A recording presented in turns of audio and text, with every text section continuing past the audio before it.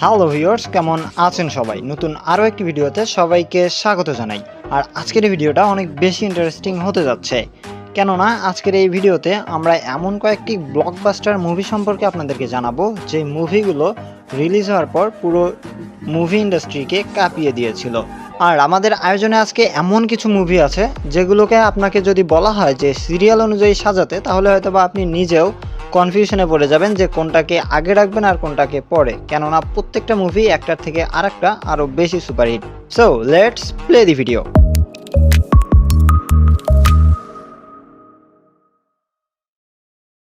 আমাদের আজকের আয়োজনে যে মুভিটি রয়েছে সেইটির নাম হচ্ছে সাহো, যেটাতে অভিনয় করেছেন প্রভাস।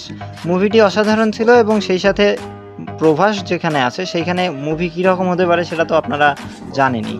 আর আজকের এই আয়োজনে 4 নম্বরে যে মুভিটিকে রেখেছি সেটি হচ্ছে পুষ্পা কিসি সে ঝুঁকেগা নেহি সালা।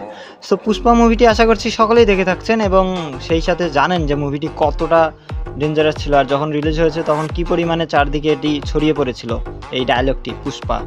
সো মুভিটিকে আজকে 4 নম্বরে রাখা হয়েছে। আর আমাদের আজকের আয়োজনে 3 নম্বরে রয়েছে আবারও প্রভাসের একটি সিনেমা, যেটির নাম হচ্ছে বাহুবলী দেখেনি এমন ব্যক্তি হয়তো বা আমাদের সাবস্ক্রাইবারের মধ্যেই নেই, কেননা বাহুবলী এত জনপ্রিয় যে সকলেই একবার বা তার অধিক দেখেছে। আর আমার আজকের এই লিস্টে আমি 2 নম্বরে যে মুভিটিকে রেখেছি সেইটার নাম হচ্ছে সালার মুভিটি আমি রিসেন্ট দেখেছি আর দেখে পুরো একদম ফিদা। মুভিটির সেকেন্ড পার্ট এখনও আসেনি, সেকেন্ড পার্ট আসবে হয়তো বা 2-1 বছরের মধ্যে, কেননা এই বড় মুভিগুলো বানাতে অনেক দিন করে সময় লাগে। সো মুভিটির প্রথম পার্ট কিন্তু অসাধারণ ছিল এবং পরের পার্টটা দেখার জন্য আমি একদম এক্সাইটেড হয়ে আছি।